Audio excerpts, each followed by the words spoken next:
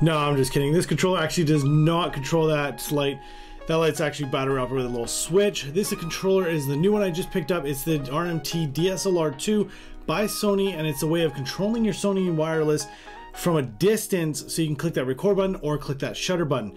And with the way my studio is set up, I honestly have to walk all the way around this desk, click the record button, walk all the way around, and then do some talking. And if I screw up, get all the way around, click the record button, and you guys get what I'm talking about. So honestly, this thing's actually been a pretty lifesaver, but that's enough about this. You guys are here to learn something about Lightroom, so let's teach you that. But if you close your eyes.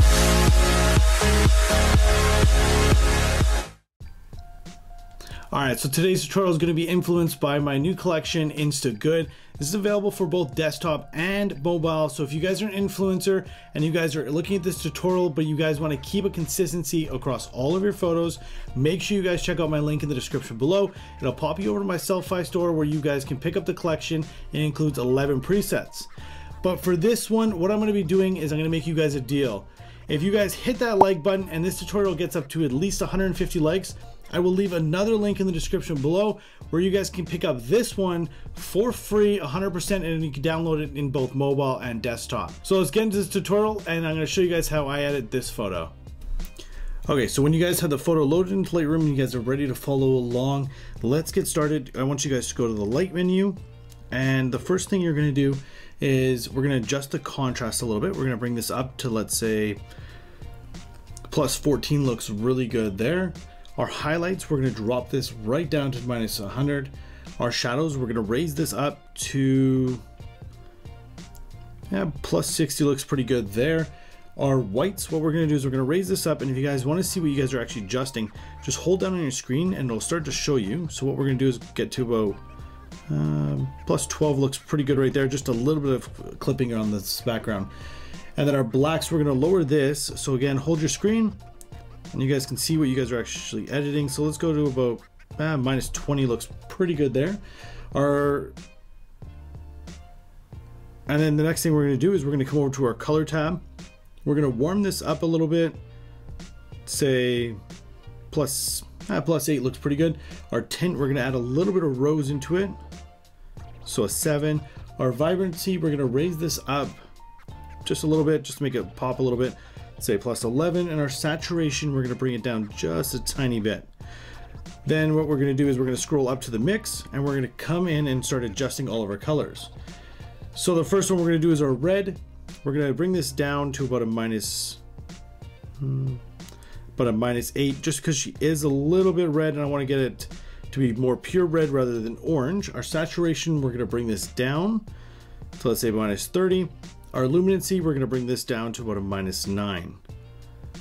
Let's do minus 10. And what that'll do is that'll create a deeper red rather than a brighter red. And that's what your luminancy all is. If you guys don't know about your HSL panel, I'll leave a link up top as well at the end of this video. You guys can check out how the HSL panel controls your photo. Okay, so let's go to the yellows and let's start adjusting that. So we're going to bring this over here towards about a plus 24.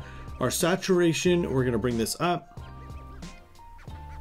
to about a plus 24. And then our luminancy, we're going to drop this down to about a minus 27. And what that's going to do is it's going to create a small tan on her, as you guys can see from the before and after right there.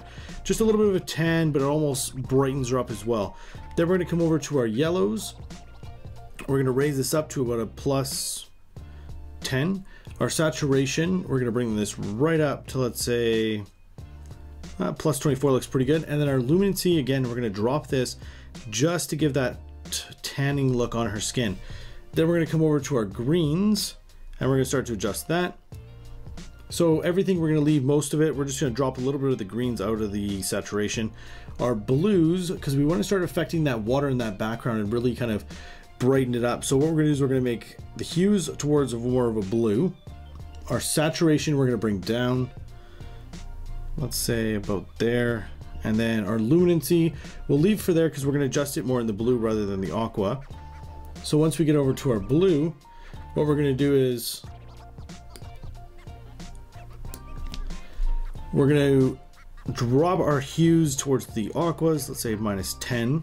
Our saturation, we're going to drop this down just a little bit, -6, and then our luminancy, we're gonna bring this up to about a +6. Then our purples, what we're gonna do is we're gonna raise our hues to about a +56. Our saturation, we're gonna raise this up as well, +13. And then the luminancy we're gonna leave for now. Our magentas, we're gonna bring this right off the board and bring the hues down to say 89. Our saturation, we're gonna bring this up a little bit. And as you guys can see, her seats changed just a little bit there. You guys can see there's a little bit of purple in there. So what we're actually gonna do is we're gonna bring this down a little bit. And then our luminancy will bring up. And then the next thing we're gonna do is we're gonna come over to our effects and we're gonna raise our clarity up just a tiny bit. Our dehaze, we're actually gonna bring this up a little bit. Let's say about a plus, I like it about there, plus 11 looks pretty good. Vignetting, we're gonna leave for now. Our grain will leave also. And then our detail, we're gonna bring it up a little bit, sharpen it, and we're gonna add a mask just to see what we're sharpening. So again, if you guys don't know how to do this, you guys can literally hold on the mask slider wheel or slider thing and then click on your screen as well, and you guys will actually see what you guys are adjusting and what you guys are adding the sharpening to. Then the next thing we're going to do is we're going to come back over to effects and we're going to go over to split tone and we're going to add on to the highlights. We're going to add on just a little bit of blue. Let's go over towards the blue. Let's go this way a little bit more. And then our saturation, we're just going to leave it just a little bit. Let's say +3 looks pretty good. So a 236 and a +7.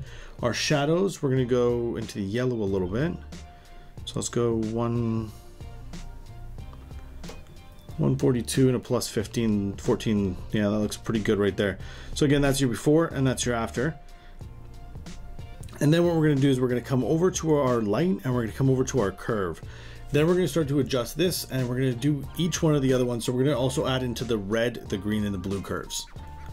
So the first one we're going to do is we're going to add a point here. Let's say a point here and one up here. Then this one here we're just going to adjust like that. This one here we're going to raise a little bit, and then this one here we're going to bring right up.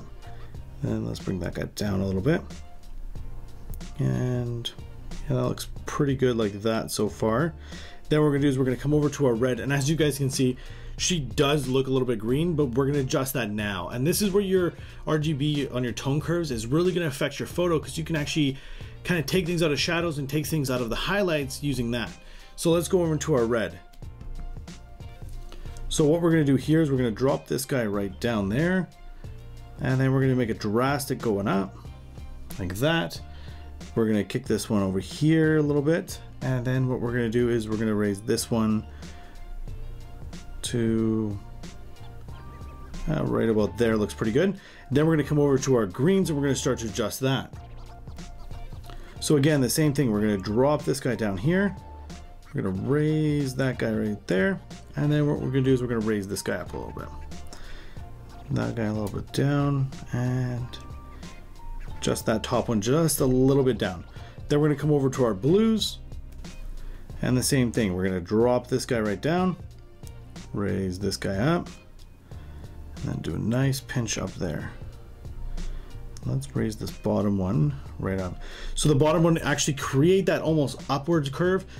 That way when the shadows get to the blues, it's actually going to create a lot more blues in your shadows and kind of give it that summery beach kind of look that a lot of Instagrammers go after. So here's your before and here's your after. So as you guys can see, this look is not something crazy and you guys can do it. You just need to have a little bit of understanding of the RGB tone curves, and that's how I got rid of those greens out of the highlights at the end there. So if you guys are a photographer, blogger, Instagrammer, or just someone looking to create this look, and you guys want to keep a consistency across all of your photos, I suggest you guys take a look at my Lightroom collection, which will be linked in the description below. It includes 11 of my presets that are going to create this look and keep it across all of your photos. So if you guys want this preset for free, make sure you guys are hitting that like button, because like I told you guys at the beginning of this video, I will be giving it for free when this video hits 150 likes. Now that being said, if you guys are not a subscriber, I mean, why aren't you? Hit that subscribe button and hit that bell as well, and you guys will get notified of all my tutorials and my giveaways. So that's really it for me, and I hope you guys enjoyed this tutorial, but until the next one, take care everybody.